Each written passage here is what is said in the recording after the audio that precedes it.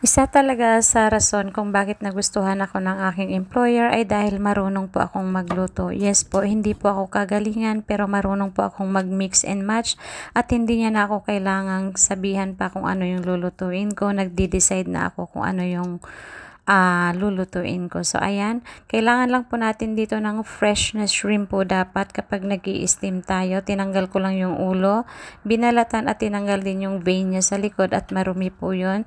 Hiwain lang natin, saka natin i-flatten ng ganyan at ibabalot natin dun sa ating okra. Sa totoo lang, hindi nyo naman na kailangang i-platings pa. Pwede naman nating pagpatong-patungin yan. Pero para sa akin, ang sarap kasi sa mata, masarap din sa pakiramdam. Alam nyo yun kapag siniserve mo sa kanila, napapawaw sila. Wow! O diba parang feeling nila kumain na sila sa restaurant. Char! Ayan, and then yung ating sauce po, nasa screen yung combination. I-mix nyo lang po yan. Pwede rin po dyan yung seafood soy sauce. Ayan, saka natin i-toppings dun sa ating okra. Ayan, o diba ang ganda, bongga. Saka natin i-steam po yan for around 4 to 5 minutes lang po. Huwag nyo nang pasobrahan yung oras kasi seafoods po yan.